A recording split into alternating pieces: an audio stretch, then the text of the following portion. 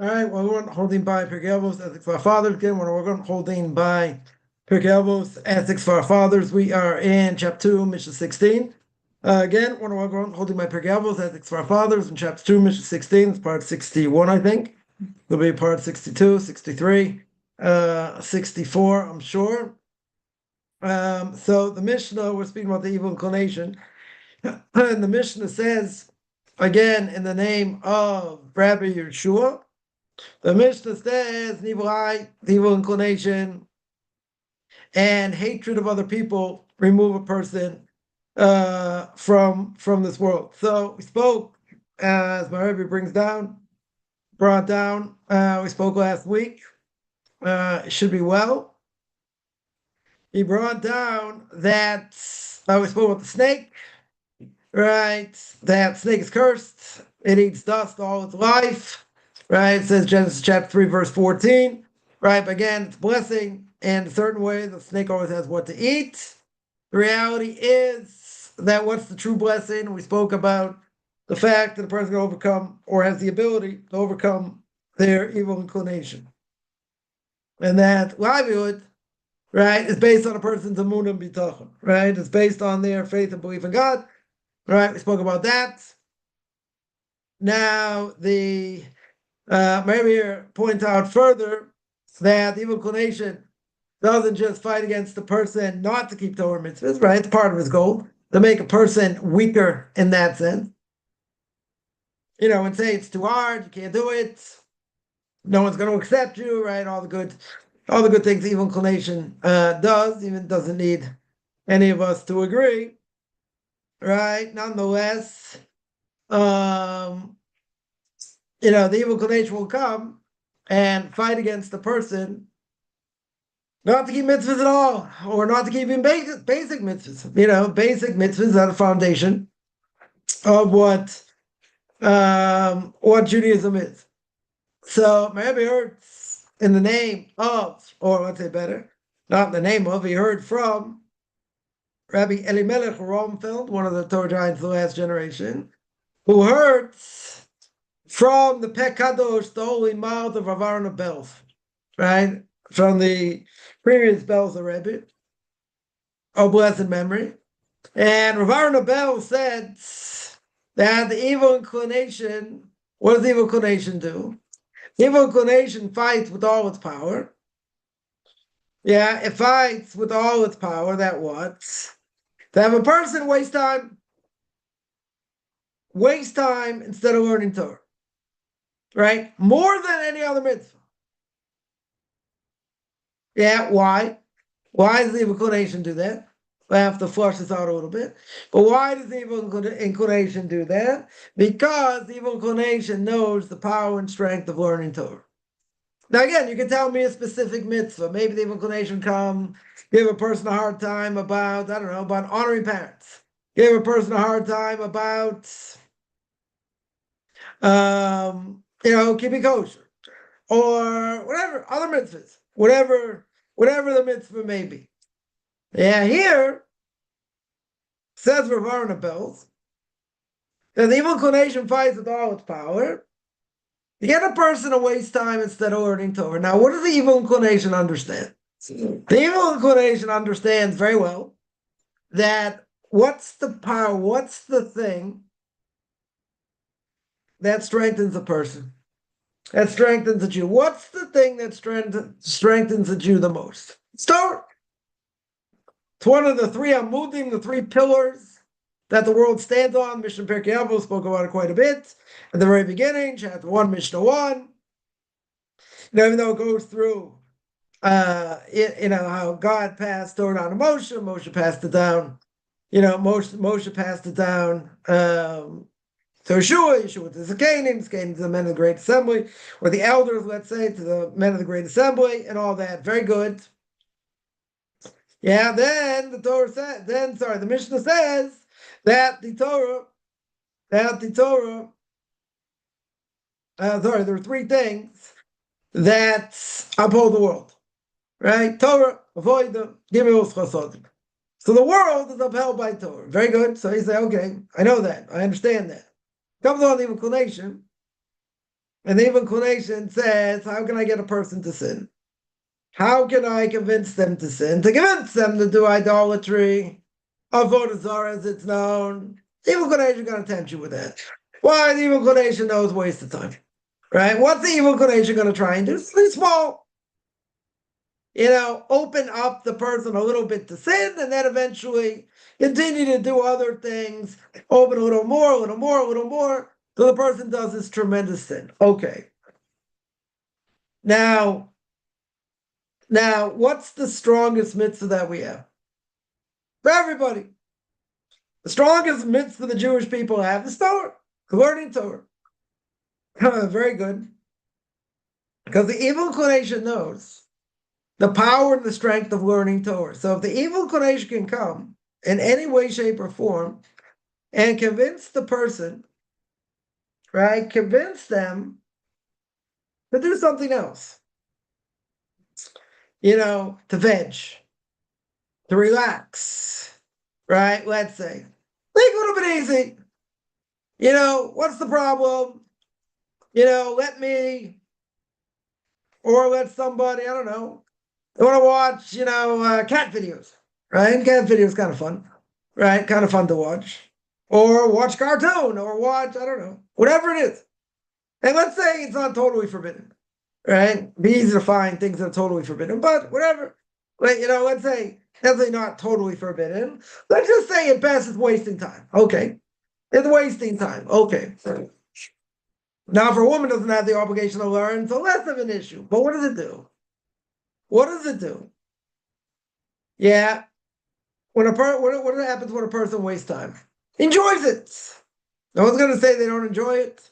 Who doesn't enjoy seeing slapstick comedy? Who doesn't enjoy, unless you don't enjoy that, right? Who doesn't enjoy, I don't know, seeing some type of videos, whatever it is. It doesn't have to be long, it doesn't have to be a movie or whatever. Something small, right? Something short. Whatever it may be, something, I don't know. You remember from your past. Yeah, you wanna see it. You want to, I don't know, remember it better, whatever. Okay. Or you want to look up something, things that's very forbidden. Right? We're not talking something outright forbidden, per se. But what does that do? What, in essence, does it do?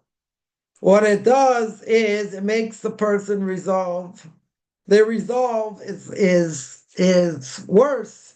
It's weaker, let's say better. It's weaker in order for them to learn Torah. No person says, big deal, I watched one video. Right?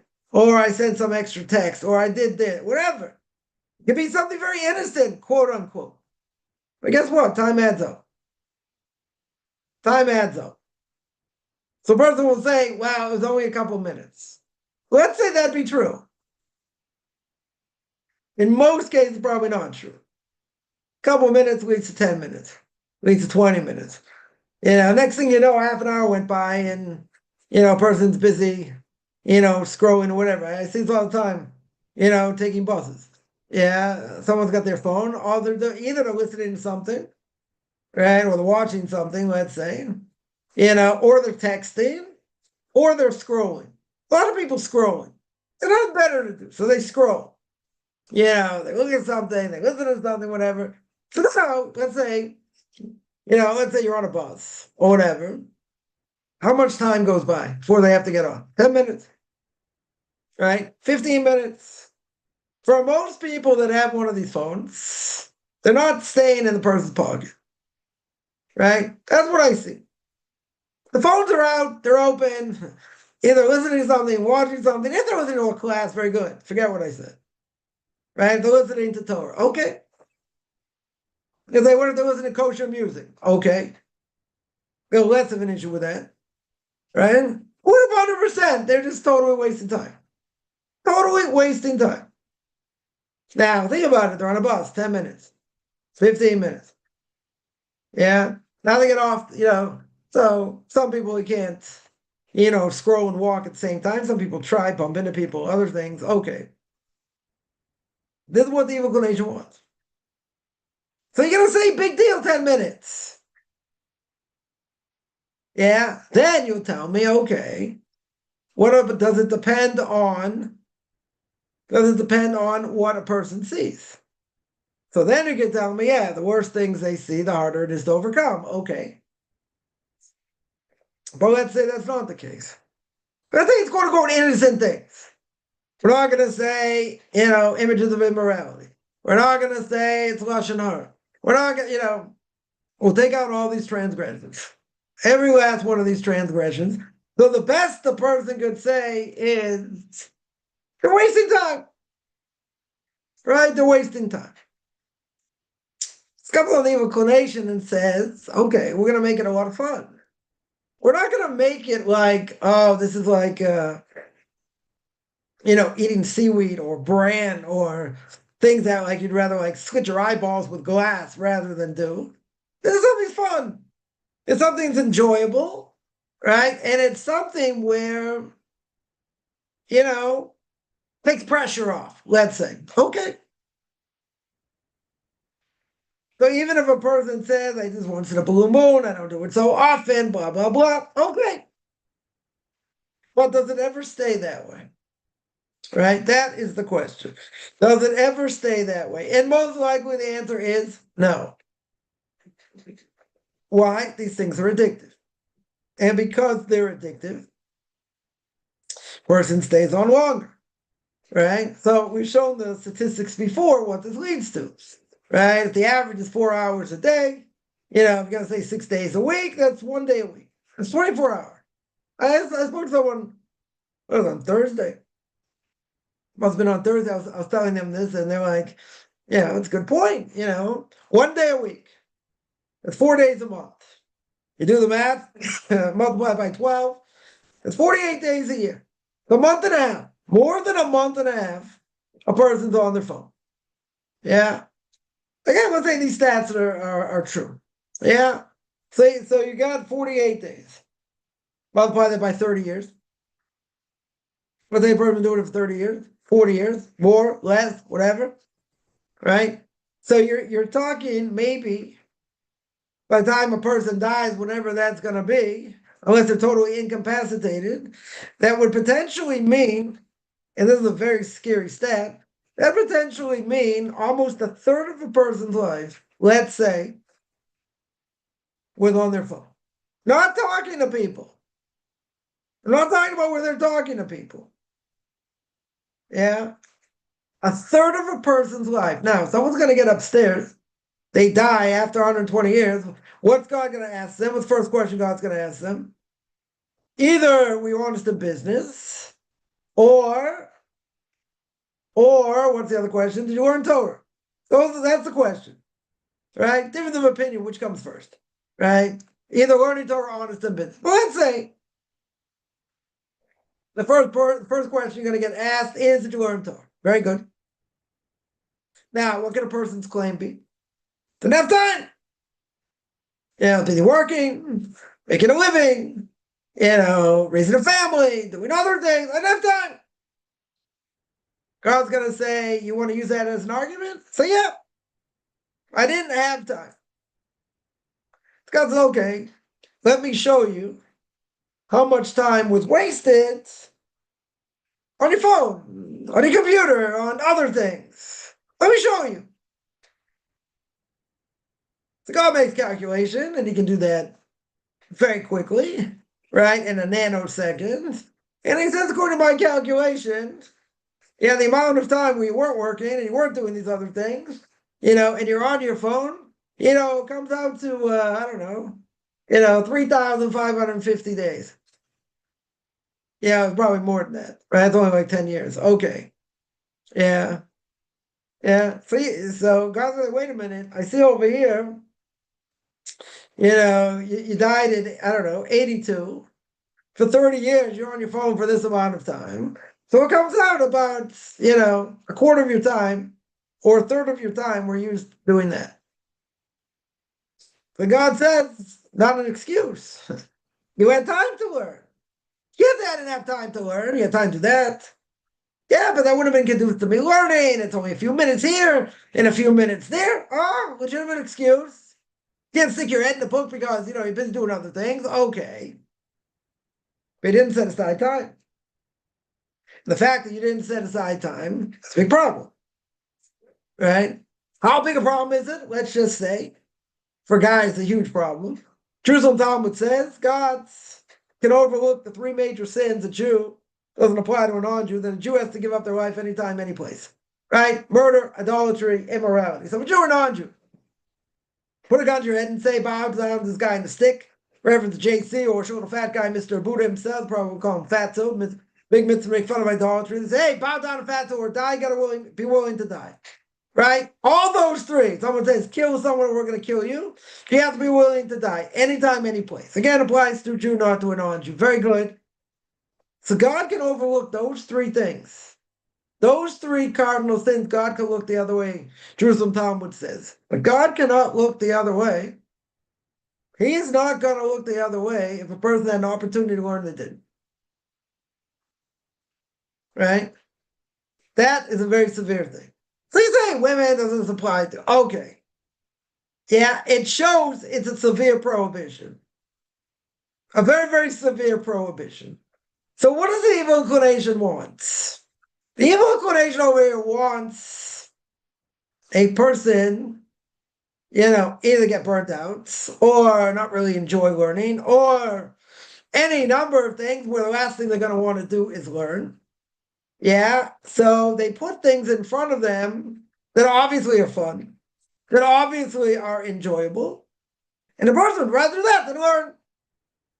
Because learning's hard, and learning takes effort, takes patience, takes effort. Yeah, 100%. Because of the evil inclination, says, all I have to do is weaken their desire to learn. That's all I have to do. Once I weaken their desire to learn, then the power of Torah does not help them.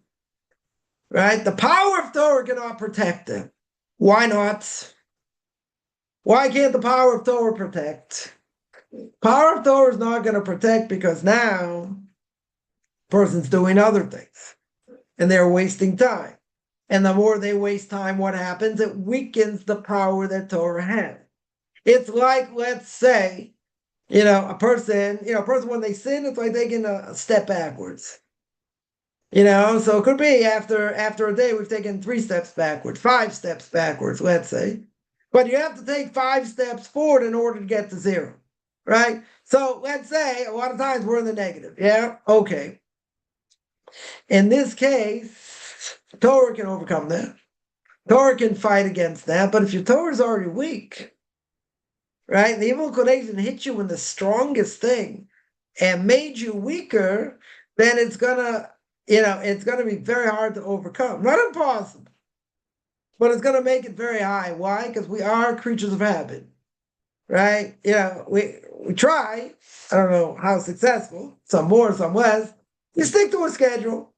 This is the time you get up. This is the time you learn. This is the time you pray. Whatever it is, right? Whatever the schedule is. You try the best of your ability to stick to that schedule. Yeah, so we are creatures of habit. Very good. And, schedule gets thrown off a little bit. Other things happen. We get beaten down alive. So that can throw things off. A lot of things. But the evil inclination knows. The evil inclination knows very strongly what power of Torah can do. So if the evil inclination can find a way to weaken that resolve, to weaken to the extent, not that they hate Torah, not that they hate learning Torah per se. Yeah, it just weakens their resolve because this is a lot more enjoyable in many ways. Now you're gonna say, why? If Torah is the greatest thing, right? And it's the strongest thing that keeps us, on a straight and even path, let's say. Why is it, right? Why is it that we always say it's hard to acquire, right? Right? It's definitely hard to acquire, right? That is no question. But what's the issue here? The issue is, for some people, probably a lot of people, why would their resolve Why would their resolve in learning Torah be weaker? Most likely, Torah's hard for them. And most likely, they probably never enjoyed it. They never got what we call the geschmack, or the English way, the geschmack, right? Never got the enjoyments, of learning. Now, because they didn't get the enjoyment, what do they look at learning Torah as? It's a burden. That doesn't mean they're going to throw off the yoke and never learn and never keep mitzvahs. Some people will, but other people, okay, they're religious. They keep Shabbos, they keep kosher, whatever. They go to a class here and there, but we wouldn't say by any stretch these people are like steeped in Torah and loving Torah every second, right? We wouldn't go that far.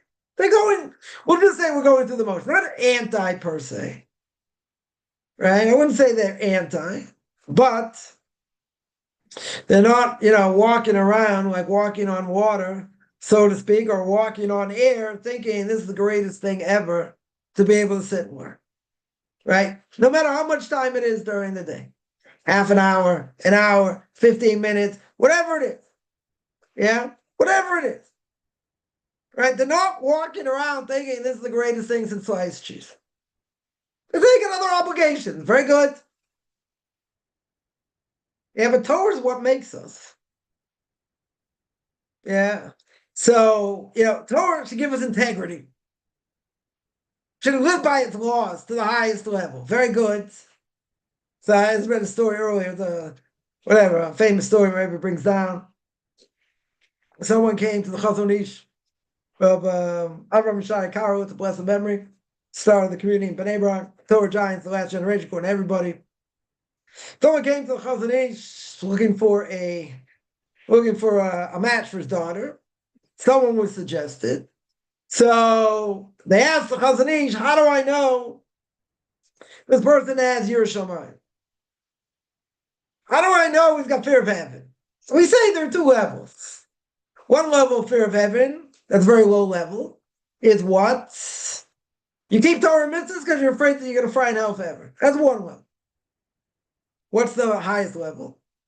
You keep Torah mitzvahs because of God's awesomeness in the world, of what he does in nature, how he keeps the world going, human body, different things. Yeah, that's a higher level, much higher level. Yeah, so someone asked the Chazon Ish, how do I know this guy, the yeshiva student, how do I know he's got fear of heaven? How do I know he's got Yiras Shamayim? So the Chazon Ish said, this is a very hard thing to judge. It's a very hard thing to see. But he said, I'll give you simple advice. What's the simple advice? The simple advice is, wherever this person learns, go to the yeshiva where he learns and watch how he prays. You can tell a lot by the way a person prays. Some people pray, they'll go through the motions, but you see they're not there. You can see. You can say, how do you know what a person's thinking? You don't know what's in their mind. You're right. Right? Yet very great people can read people's foreheads, right? Like the Arizal revised Gloria blessed memory. Could tell what sins the person did by looking at their forehead. Okay. People like that today so much, right? Pretty much. But if you see the way a person prays, you can tell if they're really going through the motions or they're really feeling it, right? You can tell, right? It's not rocket science. You can tell some people really into it. Prayer is something always needs to be strengthened, doesn't matter. And you can see that people looking around, spacing out, this, that. It can happen to everybody. Okay. Yeah. But prayer is a specific thing, always needs to be strengthened. Are people talking to each other instead of praying? They're doing other things when they should be praying, right? So the Chazon Ish told him, go see how we pray. He said, to measure what Yiras Shamayim, fear of heaven is, we can't tell. Right? You can't tell by, just by looking at a person. But what you can see is if you see the way they pray, that tells a lot. That tells a lot, because of what you see. Yeah, so based on that, it comes to learning and it comes to other things. Yeah. And it comes to other things. We got to put, a full effort in, so to speak. Yeah. So someone asks, how do you see by a woman? You can also tell a woman prays. So what do you say? Well, I can't always watch a woman pray, right? Modesty issues. Okay. So how can you tell fear of heaven from a woman? Simply, I would say it's not I wouldn't say it's 100% foolproof, but I would say it's the way she dresses. Now, there are people, and I don't know if I want to get into this, but there are people that have a proper Torah outlook, right, in the world, definitely have a proper Torah outlook. They have an issue with modesty. There are girls that, they can have issues with a lot of things. One of them is modesty, right? Usually if something happens or they're struggling, let's say certain things in Judaism, I don't know, whatever it is, right? For a guy and for a woman, what's the first thing that's going to change? Not that they're not keeping Shabbos, right? That may come later, right? But what's the first thing that's going to change? Guy won't wear a yarmulke anymore, right? He won't wear a kippah, and his mode of dress will change. So the same thing by a woman. Now, it gets a little dicey, right? Or it gets a little dodgy, as the English would say. Now, why do I say that? Because, let's say a woman, for some women, they have an issue with modesty. Yeah, they may wear a skirt all the time, very good. Maybe sometimes, it's too short. Maybe it's too tight. Maybe there's a slit. There's a slit in the back or in the front, right? But there's an issue. It's a modesty issue. But they could pray 3 times a day or twice a day. Give charity, keep Torah mitzvahs, at a high level. But this they have an issue with, right? This they have an issue with. Now, it's not a small issue here. And it's not, I wouldn't say it's a small amount of women have this issue. It's a problem, right? It is a problem. Yeah. Now, the question is like this. You could have a woman that has proper outlook in the world. Yeah. Proper Jewish philosophical outlook. And all that, all these other things don't bother him, keeping Shabbos, keeping kosher, all these other things. But this they have an issue with, right? And this goes hand in hand, by the way. Usually it's because of a smartphone. But then 100%. Like there could be other causes. But once you're quote unquote out in that world and you see what goes on and you're unfiltered to a certain extent, what happens? You see trends. You see the way people dress.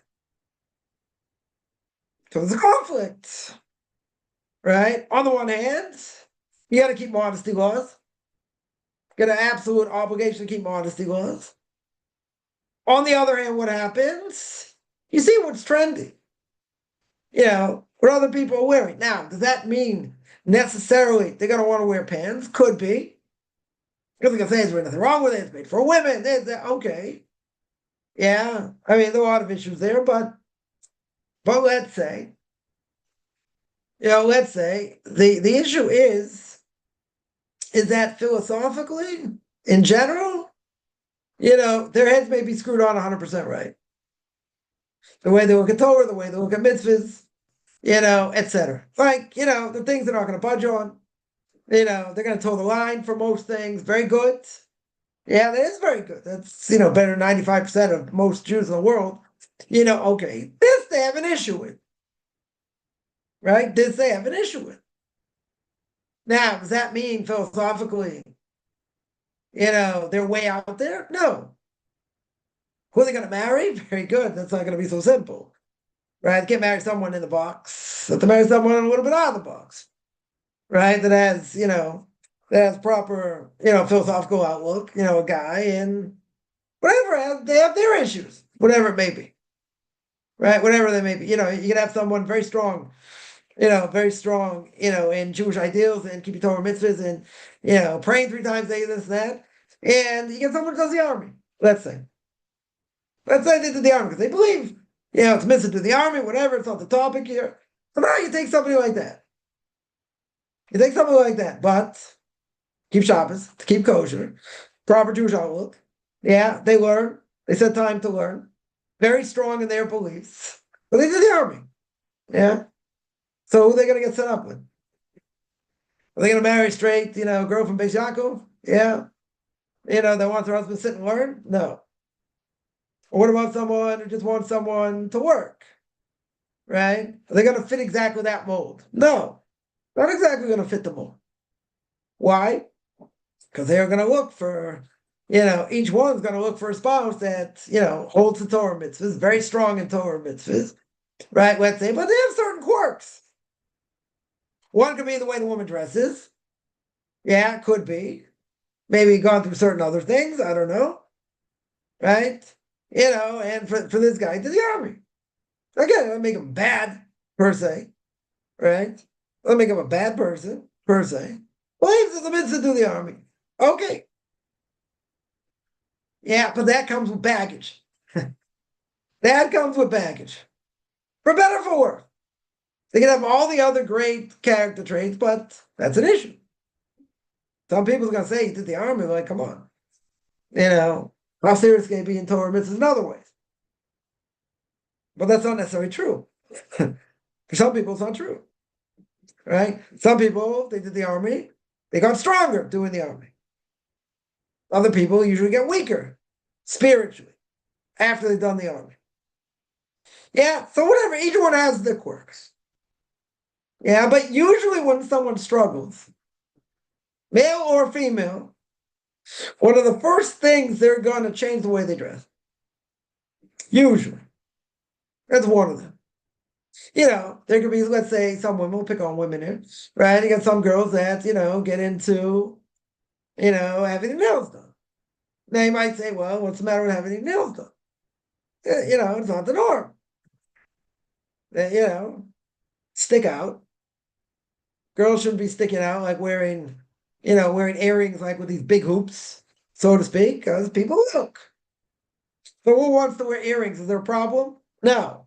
If they're in the air, they don't droop, or even if they droop, just not a little bit below the ear. Right? But I have seen some, obviously the more modern, right? You see a woman, I mean, it's very hard to miss. They got hoops the size of my head, right? I mean, they're huge. Some are bigger, some are less. Yeah, and usually what comes with the hoops, and so I overgeneralize, and then people can slaughter me for saying this. What normally comes together with hoops is makeup. Right, a lot of makeup, not just like a little bit. Now we get into the question: well, can a woman wear makeup? She can't. No one says she can. Right? Can she wear perfume? Yeah. Also not an issue. But if she cakes herself a lot, and the guy turns around because he smells the whiff, let's say. So that's his problem. Right? For sure that's his problem. But if she wears enough, perfume that, it's going to cause someone potentially to turn around, that's putting a stumbling block in front of them. So they transgress, and the guy transgresses for looking. That goes with that. That goes the way a person dresses. Again, it wouldn't apply to non-Jews. I would think, though, that, universally we could say that even though there's no putting a stumbling block in front of someone else that would apply to a non-Jew, we would say, though, probably not a good thing to do, right? Certainly not, certain ways, not a way to dress, even for a non-Jewish woman. Yeah. I mean, obligation could be there are basic ways a person should dress, right? Either want to say it's not really obligatory by the no-hide laws. You could say it's a moral imperative, right? We could say it's a moral imperative, as we always say. So, even by a non-Jewish woman, there should be basic modesty laws, should be. Yeah. But in all these cases, what do I have? You have someone going against the norm. They say, come on, not everyone, not everyone fits the mold. Some people have to, I don't know, they want to dress a little bit differently, look a little bit differently. Okay. But anything's going to attract anyone else or cause someone to look, even though they're not supposed to, it's a problem. Right? Is generally a problem. Now, someone who dresses that way, someone, let's say, these big hoops, big earrings or whatever, usually what comes with the package, usually not always, it's going to be a lot of makeup or potentially a lot of makeup and a short skirt. Or a skirt's got a major slit through it. Now, again, but what's the whole point here? We're going to judge from the outside. We're going to say, oh, the person, okay, they are, how religious are they? You could ask the question. But the reality is by the way they dress does not mean necessarily they don't have fear of him. Doesn't mean they're not holding where they should be philosophically. Yeah, that's not necessarily what it means. Could mean that. Could very well mean that, but not necessarily. Because you can have people that have good philosophical outlook. They love Torah, they love mitzvahs, they're going to pass that down to the next generation. Very good. They have issues where they dress. They have issues. Yeah, it doesn't mean the philosophical outlook is bad. Yeah. But what's the $1 million question in such a case? The $1 million question in such a case is who they get married. That's the question. Right? And that's a serious question. And the answer is because they don't fit in the box. So they're going to have to find a spouse, whether it's male or female, doesn't matter which sides. They're going to have to find a spouse that's also a little bit out of the box. That's the way it works. Because somebody in the box is not going to marry somebody like this. And that person that's out of the box is not going to marry someone in the box, unless they're going back in that direction. Yeah, so these things are important. Now, again, we always say, okay, you're going to tell me, external shouldn't be that important. They should be, right? But it tells who the person is. In general, I'm not going to say across the board, you can say, well, if a person dresses this way, this is how they are. And this is what they think. It's not necessarily true.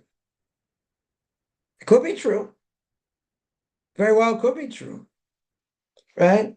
But it could be that someone has proper outlook, proper philosophical outlook. They're happy keeping Torah, mitzvahs, and all that. Very good. They have an issue with certain things, right? Right? Modesty being one of them. They got an issue with some women having an issue with being modest. Okay. Hey, they're not walking outside in shorts. They're not walking outside in jeans. That they're not doing. So that's already better. Okay, could be sometimes, maybe. Yeah, skirt is too tight. Yeah, maybe it's too short. Yeah, maybe it's gonna, it's long enough, but it's gonna slit right down the middle. Right? Or in the back, or whatever. Those are problems in the laws of modesty.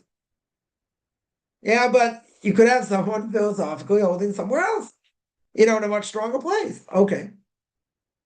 Right? So how do we get into all that? Right? Torah's always circular here, so always figure out how we get back to these things, right? Because we said, someone asked, how do you know if a woman has fear of heaven?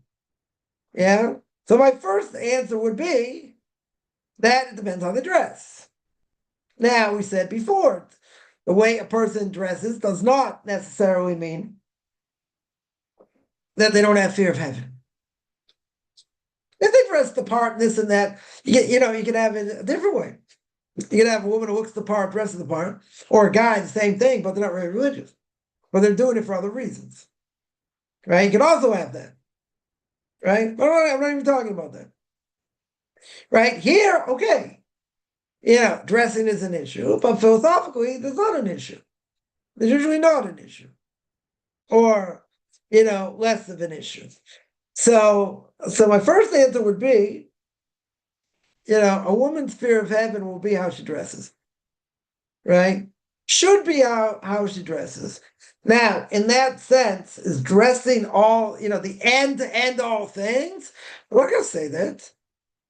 I'm not going to say, you know, physically the way a person dresses, that says everything about a person. Not necessarily.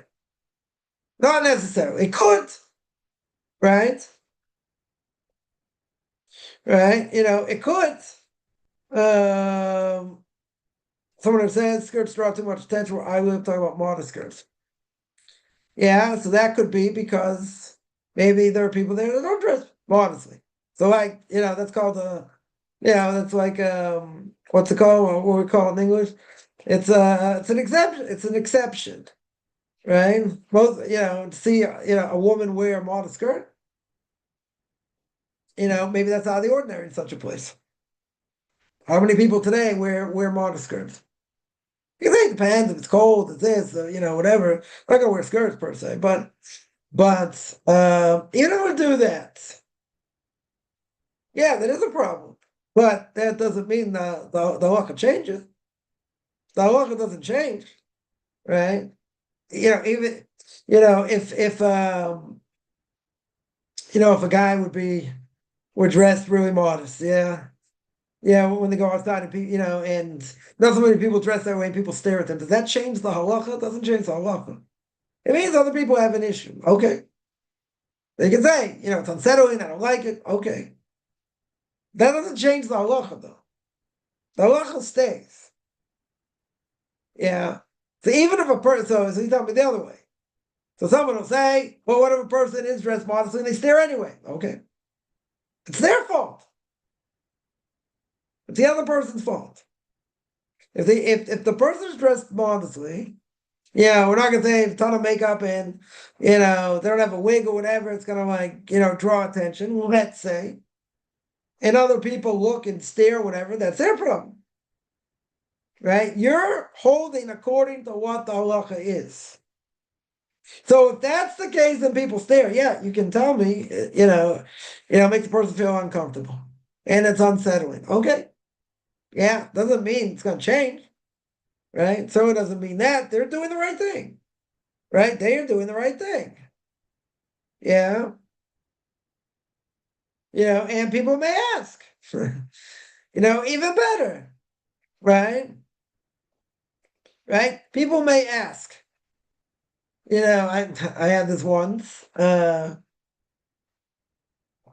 I was somewhere, and whenever people learning about Judaism, whatever, and someone asked me, like, why are you dressed that way? Right? Ask my wife, like, why are you dressed that way? Okay. Give relatively simple answers. Whatever it was. But yeah, it can't be unsettling, but like, what do you do? Not dress that way? Because people are gonna ask questions or people are gonna say things.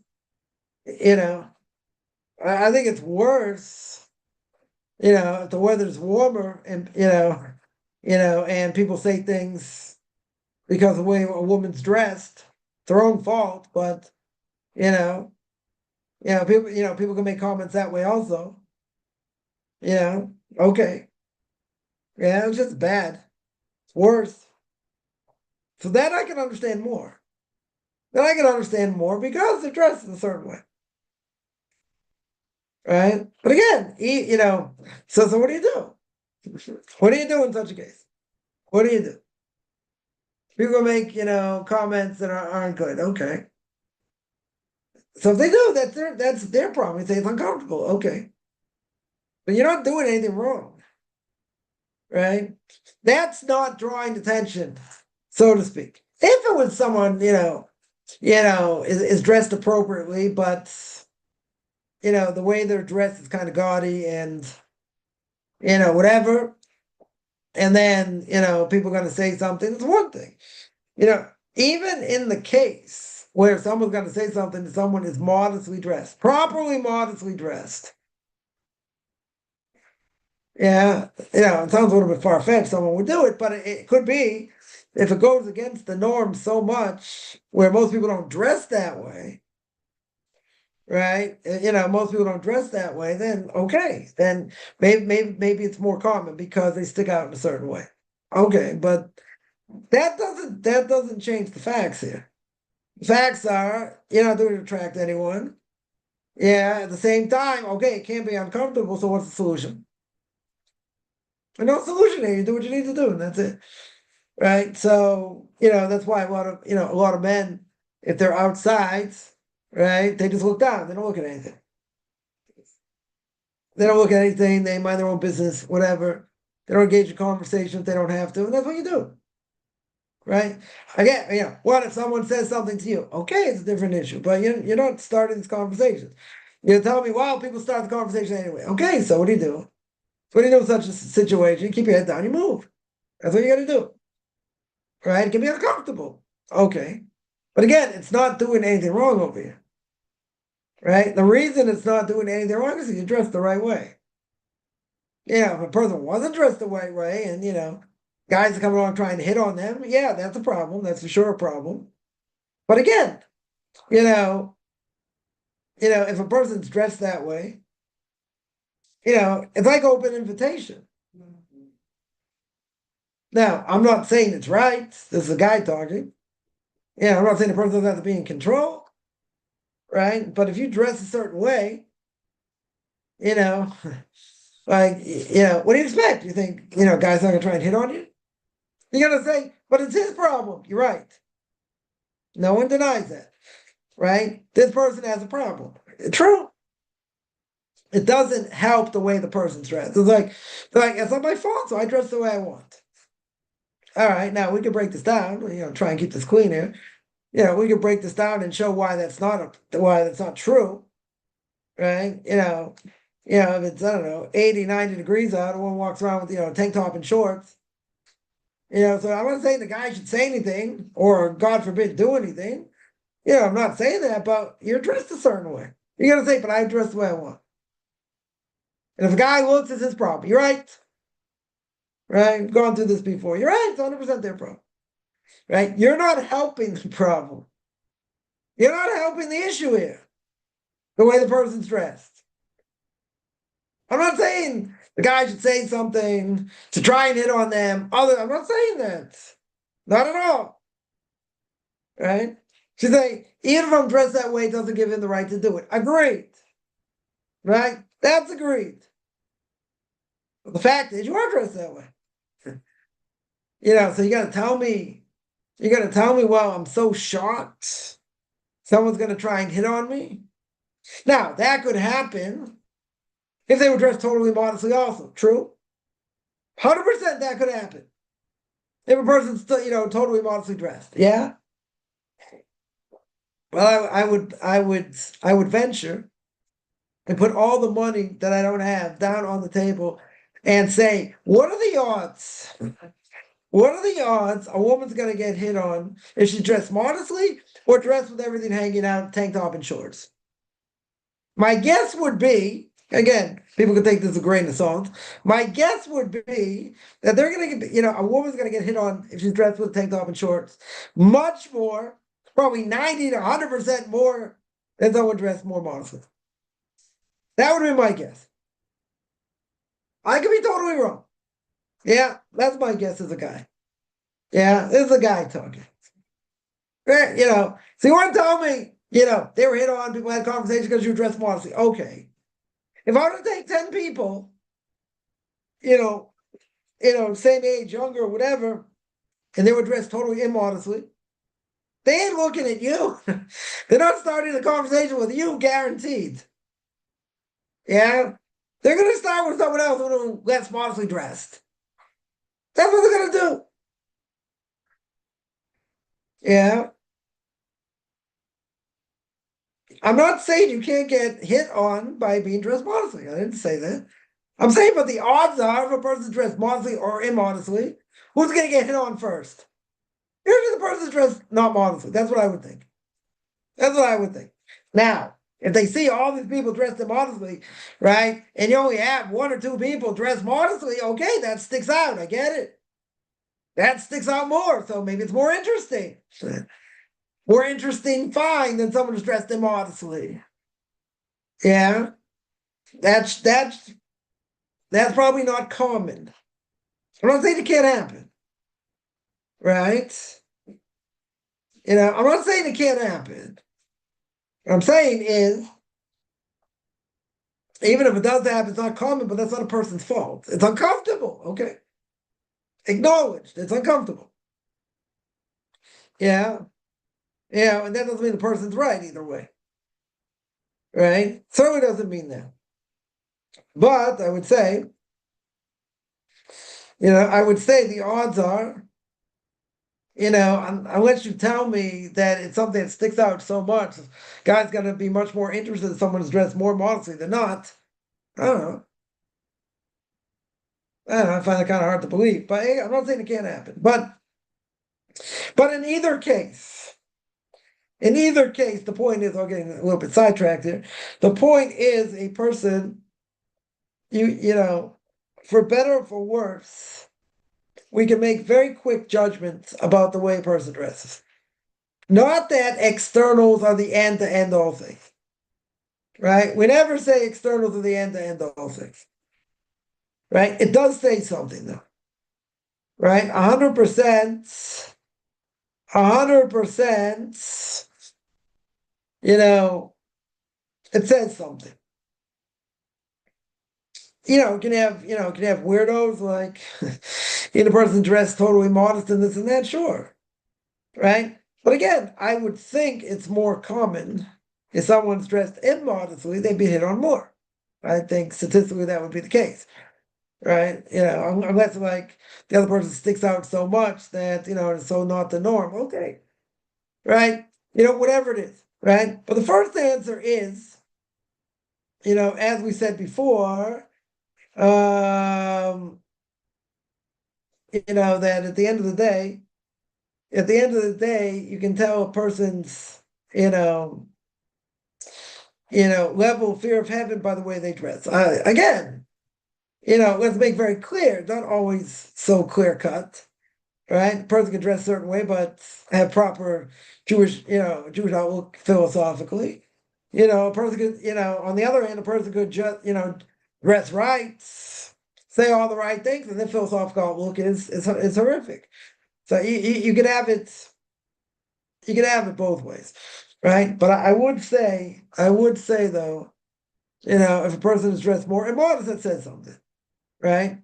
That for sure, that for sure says something. And the whole purpose of modesty is not to attract attention. That's the whole purpose, right? You have these women, they call them the shawl women, right? These women who over their clothes they wear shawls. They can't, you can't tell how they dress at all. You can't tell what's underneath at all.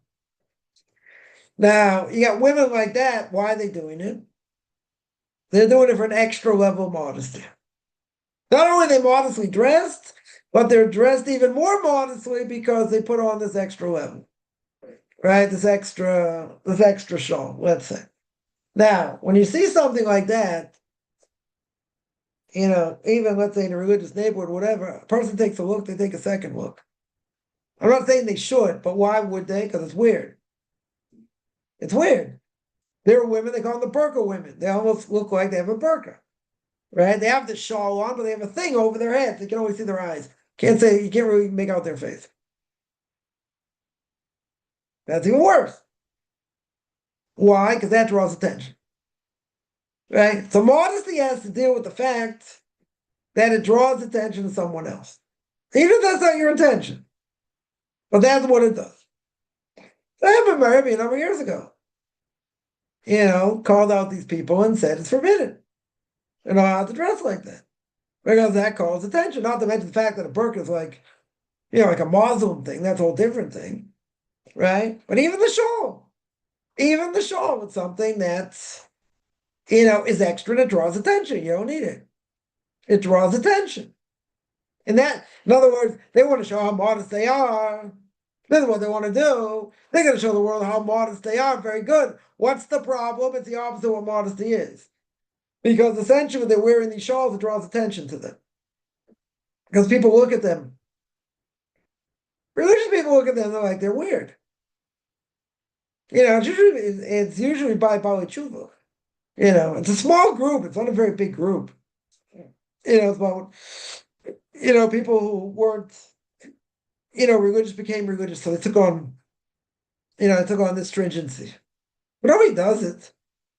No, nobody outside. It's a small group. It's a very small group. That does it. But again, it does.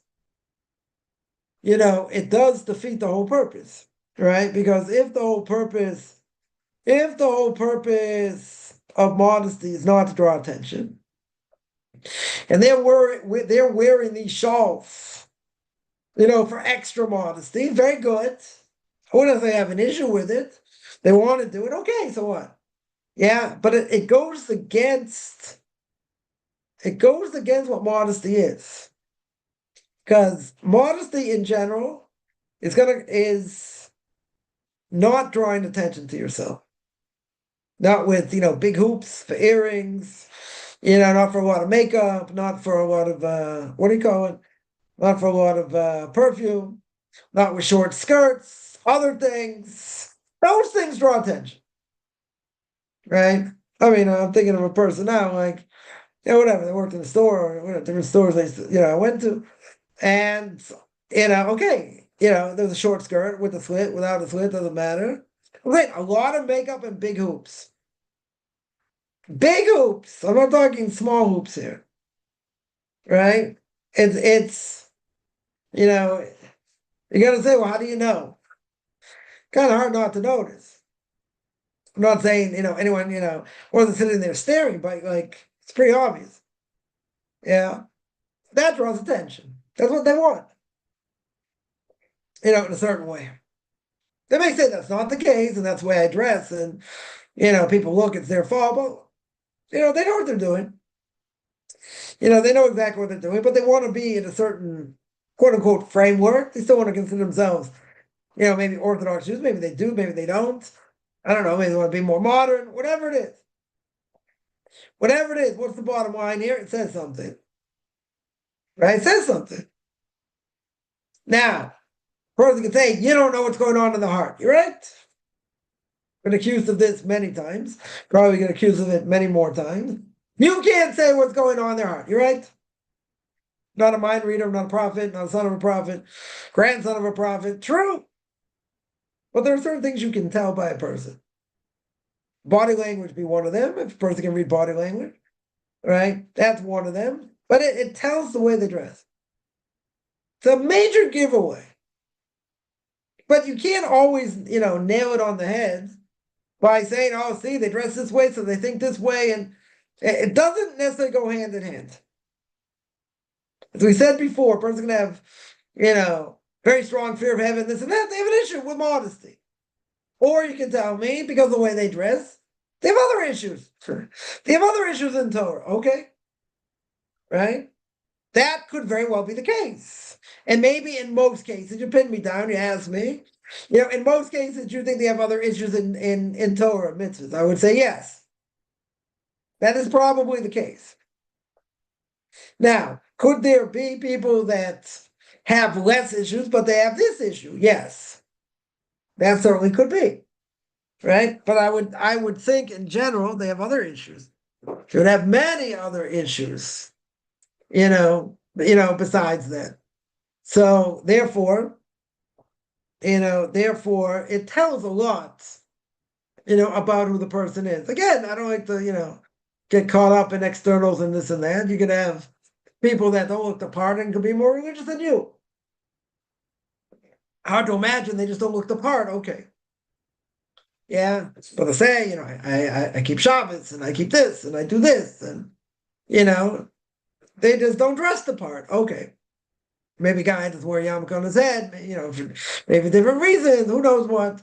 Or maybe, a woman's not dressed appropriately, it's hard for her, whatever, I don't know. It could be any number of reasons. It could be any number of reasons.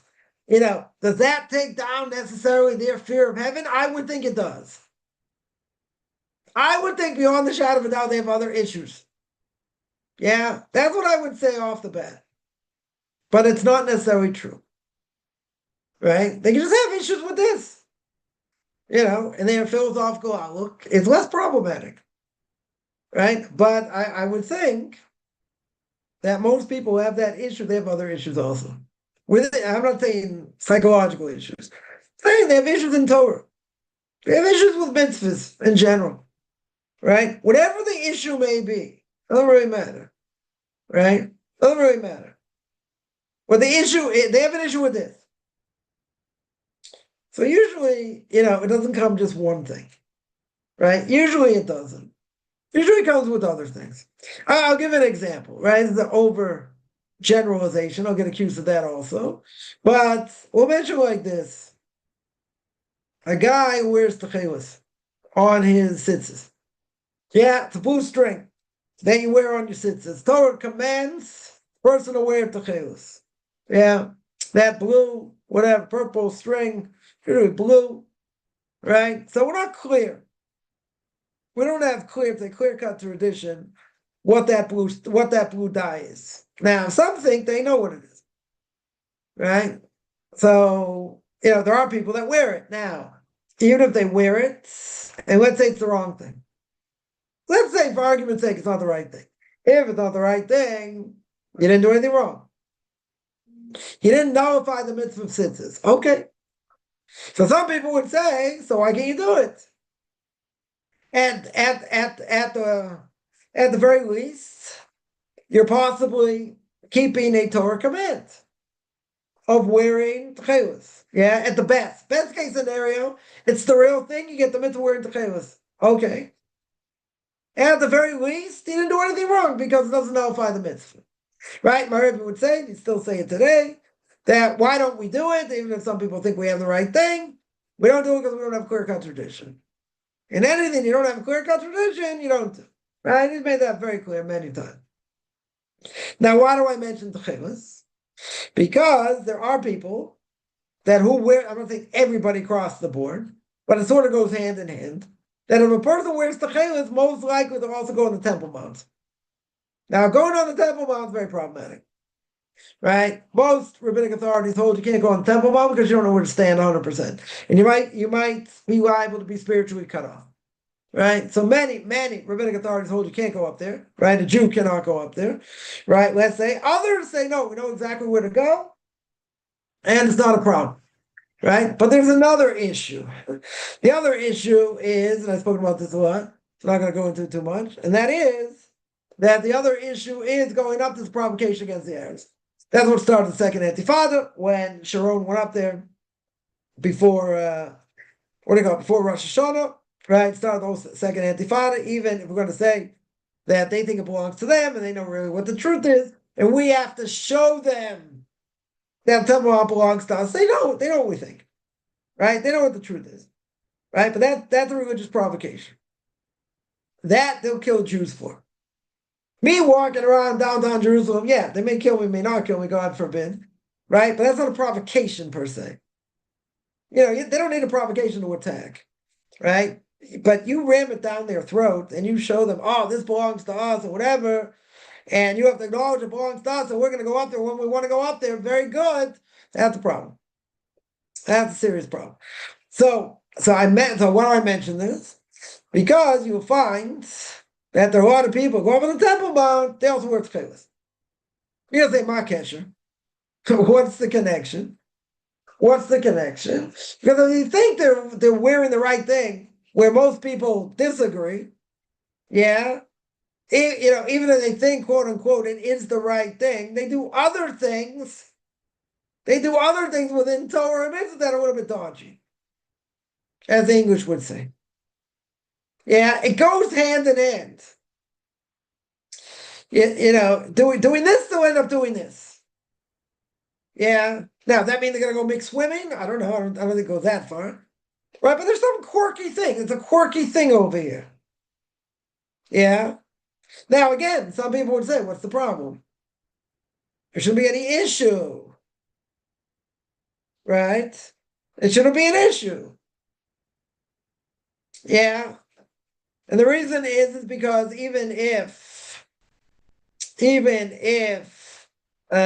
have a tradition on it, at the very least, you're not doing anything wrong. Okay. Well, the Temple Mount's a different issue. That's a different issue. Right? Because there, if a person goes up there, they step in the wrong place. Right? Let's say they get spiritually cut off. Right? Unfortunately, when after the 6 Day War, they gave the keys to Temple Mount to the Mufti, so to speak. That's a big problem. They're busy like digging under there, trying to get rid of any artifacts, who knows what they find there to show that it doesn't belong to us. Yeah. And they built, it's very funny because they'll claim we have no claim to Israel. What do they build the Dome of the Rock on? These idiots. What do they build it on?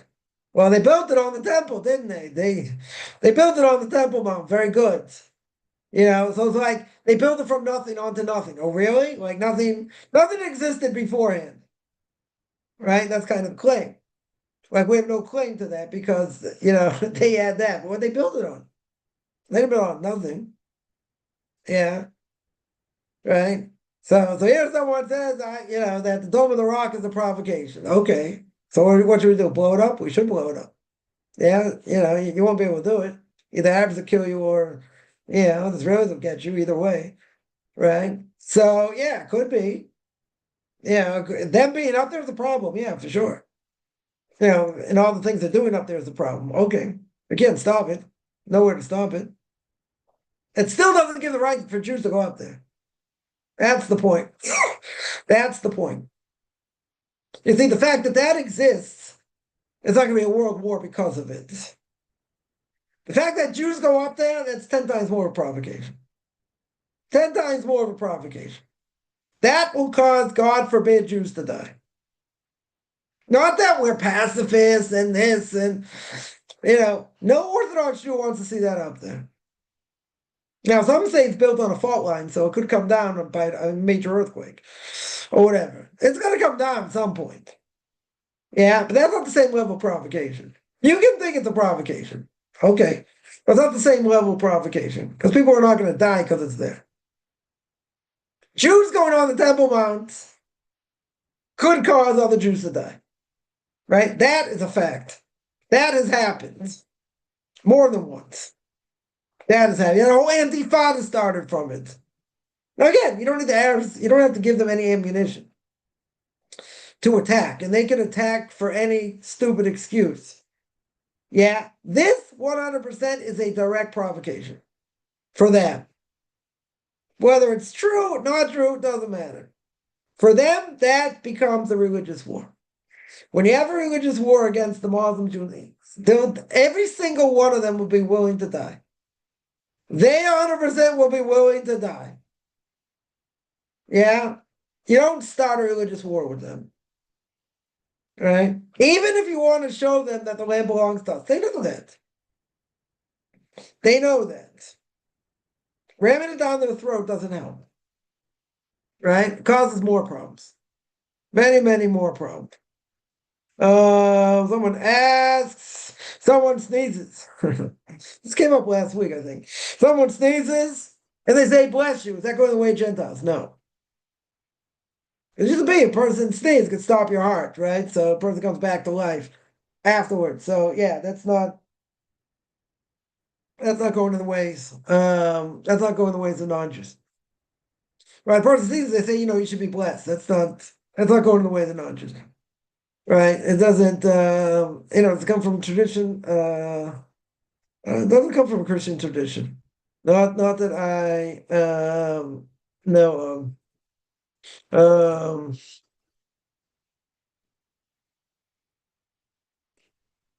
Yeah, I don't.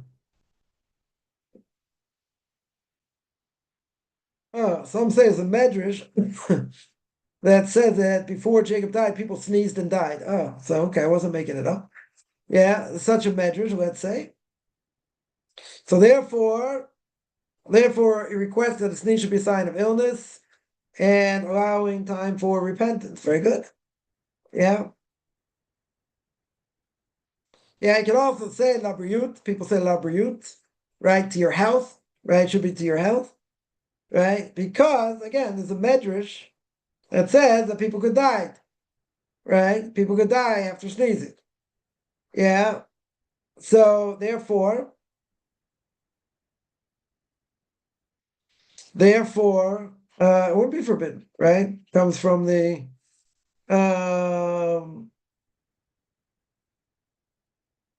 yeah, there's a where's this medrash? 1 second. It's Pirke the Rebbe has 52. It says like this, we'll read it out here, kind of interesting. It says, from the day heaven and earth were created, no one was ever sick. One was on the road to the marketplace and would sneeze, his soul would leave by his nostrils. Until our forefather Jacob prayed to God about this, saying, Master of the world, of all worlds, don't take my soul from me. Before I had the opportunity to give instructions to my children, my household, God agreed with him, as it says, after these events, Joseph was told, behold, your father is ill. All the people of the world heard this, were amazed that something like this happened since heaven and earth was created. In other words, he was the first person to get sick, and die, when he was old. Everyone else just sort of like just died. That was it, right? So according to the Medrash, we wish life to someone who sneezes since it represents the opposite. Yeah. So the interesting thing, when people sneezed, they died. So to say to life, right? Again, it's not going the way of non-Jews, right? Certainly not going in the way of non-Jews, right? In other words, the Medrash says that, you're telling someone they should live. Now you can say, well, most people don't die from sneezing. Okay. Back in the day, that wasn't true, according to the Medrash. Yeah, so it's not a Christian thing, right? You'd be allowed to say it. Well, the hold that once they conquer a land can never revert to anyone. Okay, so what? Right? But again, they make a claim like Jerusalem isn't holy and this isn't holy and whatever. But their claim is also that we don't have a claim to it. It doesn't matter if they conquered it or not. They claim we don't have a claim to it. Like we were never here. Like nothing ever happened here. Right? So obviously there's an easy answer. What did they build it on? What was there 1,000 years before they came? Guess what? The Beit HaMikdash was there. It was there. Yeah, so they make all kinds of bad claims. That's one of them. That's one of them. Say, oh, very good. You got your mosque there. Yeah, it wasn't built on. It was built it on flat land. What'd you build it on? Wasn't it didn't come out of nowhere. It had to be put somewhere. So you can tell me, like go on a mountain mosque, they have their own land. They put it somewhere, wherever. I don't know. Very good. Yeah, this is built on top of something. It's built on top of something that was there 1,000 years before. So that claim goes out the window. You can tell me, yeah, they claim when, anyone who takes over the land doesn't belong to them, belongs to us. Okay. Yeah, it can never go back to us. Very good, but who's here first? But now they conquered it, right? According to us. According to them, they conquered it, doesn't matter. Yeah. Part of their claim is not just that. Part of their claim is we don't have any right to it. That doesn't belong to us. Not because they conquered it. That's not the only reason. But it doesn't belong to us in general. But that's a false claim. Because we're here first. Yeah. And if you tell me it came out of heaven, this mosque came out of heaven, plopped itself down there, okay. Maybe. Yeah, but there's something that came 1,000 years earlier. So yeah, so you can tell me that doesn't matter.